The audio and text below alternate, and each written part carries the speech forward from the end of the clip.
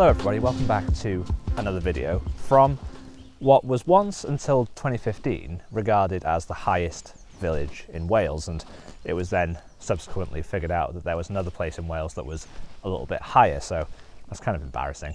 But the whole point of today's video is I want to unpack some photography quotes and see if there's any truth in them, because I think if you're just starting out, then kind of reading some of these inspirational quotes can either inspire you or leave you feeling quite inadequate. So I'm going to rattle through maybe a couple today. I think each one of these quotes could be a whole video in itself. So leave a comment down below, and if any of them resonate with you or you feel like you'd like to dive a bit deeper into them, then let me know, and then I can make a bit of a long form video. So it's a lovely morning, there's some nice low hanging cloud, and there's interesting sort of like quarries and woodlands and all sorts of stuff. So I'm just going to put the GoPro on, we're going to have a bit of a photo walk, see what we find, and I will talk you through some of these quotes.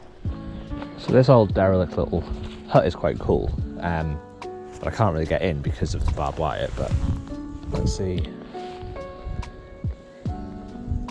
There may be a photo to be had.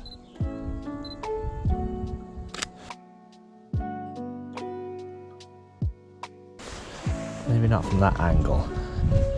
Oh, this path is a bit sketchy, so forgive me. Is that any better?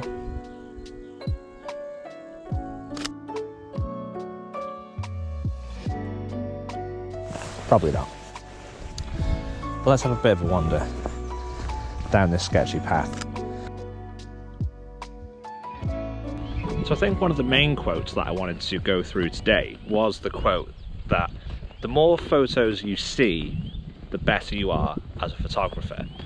Now I think whoever said that, because I can't remember, probably somebody very famous, but I think what they meant when they said it was if you are observing day-to-day things and you're seeing photographs, whether you have your camera with you at the time or not, then I think that's a good sign that you're on the right path with just having a good observational eye and an eye for compositions. And it's something that you can practice without having your camera in your hand. It's something that I do all the time, and I'm sure a lot of you guys are the same. But if ever I'm driving somewhere or I'm walking around somewhere sort of fairly mundane as we are today, because I don't imagine I'm going to get an awful lot of nice photos around here, but if you are able to just kind of see things, whether that is like a color contrast, a subject, some light. Oh, that's pretty cool. I don't know if you guys can see, but there's this old, what looks like an abandoned quarry. It might be difficult because you've got these kind of telegraph wires, and I want to try and isolate the tree line a little bit, so this might take a little bit of finessing. Maybe you can get some of these gorse bushes as a bit of a foreground. That might be quite nice. Yes, yes, that's what it's all about.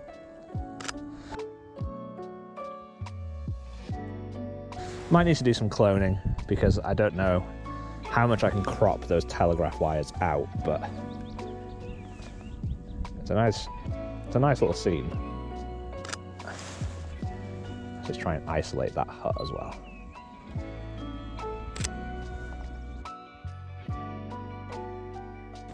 Very nice.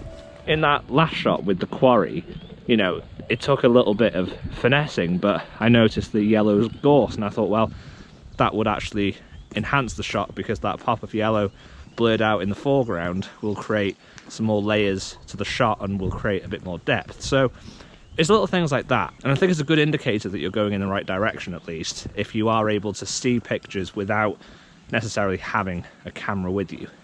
So if you're ever out on a dog walk or you're just having a drive in the car, just keep an eye out.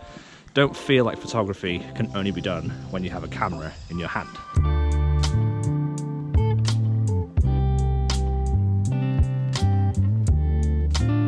This is another good example, so you'll have to excuse the leery cockerel that I can hear in the background, but this is a good example of, again, just an observation. This isn't a very interesting scene at the heart of it, but when you have a stop sign with that red border, against a green background such as these trees, again, that is a complementary colour contrast. So that will always look good in photos. So I'm going to take, do you mind? I'm trying to vlog. So I'm going to take a shot of this with the road in the frame as well. And hopefully you'll be able to see what I mean. God, it's so noisy in the morning. As we're continuing on this walk, which I didn't think would be fruitful for photos, and it turns out that that is the case. But I kind of knew that, but I thought going to what was considered the highest town in Wales until they realised they got it wrong was at least an interesting enough place to come to make a video at the very least. But yeah, this is kind of the first vlog that I'm doing with the GoPro, and I haven't seen the footage yet, so I have no idea if this is going to look good. So let me know in the comments below if the sound is okay, if you've got any tips about how to work with GoPro footage, because I certainly haven't, then that would be good as well. This video could end up being an absolute car crash and all over the place. So yeah, leave a comment down below, let me know if you like this format, and if I find anything else of interest, I will show you. Oh, there's a digger seemingly parked in a hedge.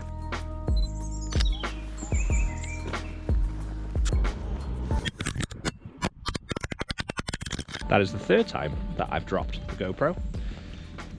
It's a good stress test though. So far, it seems to be withstanding the battering that I'm giving it. So, full marks to GoPro, 0 marks for me and my dexterity. Now I am pretty sure that there's a waterfall around here somewhere, or at least I've heard or seen on the map, but I have no idea where, and I haven't got any service, so I can't even check my map. So if we come across a waterfall, that'll be nice, but don't hold your breath. Do you reckon that's it? Probably not. But here's an underwhelming photo if ever you saw one. I mean, I heard water, so there is hope, but yeah, that ain't the waterfall we're looking for. Well, all the deforestation around here is pretty sad. Whenever I see felled trees, it affects me, you know? Anyway, there's these log piles that kind of make for an interesting-ish shot. I'm having to shoot it through the trees, but I find that that actually frames it quite nicely, and I have no idea whether you can see this or not. Something like that. The light is getting a little bit harsh now. The mist that we had, well, 20 minutes ago is lifting. There's also quite a cool little sort of house down in that valley, and that could be quite a nice shot to sort of tell a story about what's happening in this landscape with all the deforestation. Granted, it's not a particularly happy story, but it's nice to be able to tell stories in photos. I mean, I'm all for doing sort of like fine art landscape photography and just making a scene look as lovely as possible. But I am a sucker for storytelling because I've always loved storytelling. I love films and cinematography and all that sort of stuff. So if there's ever an opportunity to tell a story through a photo, I am there. But now I just seem to be walking further away from this house and I don't actually know where the shot is. Try a bit further up. There's a little outcrop there, that might give a good view. Do not impale yourself on barbed wire. Don't even know if I should be here. Sketchy, sketchy, sketchy. So this is definitely a better vantage point for the photo of that house, building, thing. You've got more interesting tree lines, but there are these two trees either side of this composition which are slightly problematic. Oh, we've got some light coming. So if I get low, then that's probably the only way to do it. Something like that. So we talked about just potentially observing photos even without a camera and just using that as an indicator that we're heading in the right direction. But another quote that I also think is definitely true, or can be true, is that your first 1,000 photos are going to be your worst. Now, that kind of has two meanings. One, it kind of means that you just need to kind of keep practicing, and you're not necessarily going to get better until you've put in the hours. It's kind of like the whole, you need to do 4,000 hours or something to be considered an expert. And it's a similar sort of principle. You need to take photo after photo after photo to develop your skills. And that's why, going back to that first point about if you're seeing photos, then you're on the right path. Then again, it's why it's worth coming out with the camera on little, you know, jaunts like this, where photography is certainly nothing special. It at least gets you in the habit of just practicing, and everything is worth taking a photo of because you learn something with every photo that you take. And the second thing that I think it shows is that, yes, 1,000 photos is a lot, and it doesn't necessarily mean that those 1,000 photos are all going to be terrible, because it's all relative, right? If you're just starting out, as you're on a journey developing, then, you know, you get better as time goes on. So your best photo after 1 year, you know, will probably be the most amazing photo you've ever taken. But if you look back at that photo in 5 years' time, when you've taken, I don't know, 20,000 photos, then you're going to look back at that and think that it's, you know, garbage for the most part. That's certainly the way that I've viewed my work over the years. But they are just kind of like milestones, and you are, within those first 1,000 photos, going to see photos that you absolutely love. And that's great, because that should inspire you to keep going. But just kind of remember that you will get better. You need to come out and you need to keep doing it. And that should be the motivator, you know.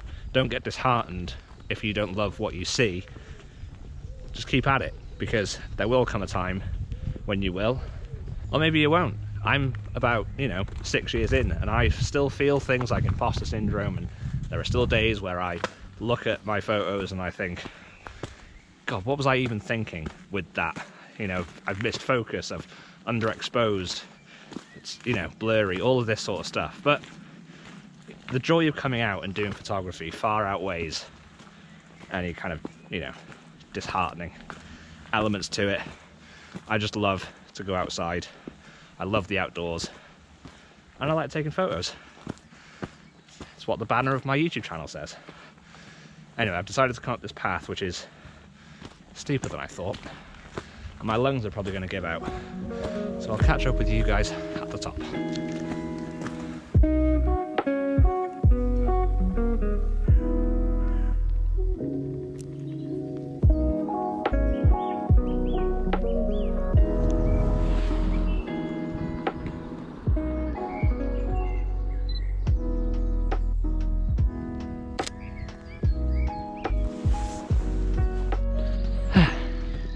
So, we made it to the top of the never-ending path. I think I've pretty much done a full loop now, so I'm probably going to leave the video here and make some more videos on some of the other quotes. But I think it was a good start. So thank you so much for watching this video. Hopefully it wasn't too all over the place, but if it was, can you just give me like a thumbs up for sympathy and pity? I enjoyed making this video, at least, and I definitely look forward to coming out again with the GoPro, doing some more vlogs. So let me know in the comments below if you enjoyed this form of video. Hopefully you enjoyed the photos. I know they are definitely not groundbreaking, but it's always just nice to come out with the camera. So I hope you'll be doing the same, and I will see you all next week for another video.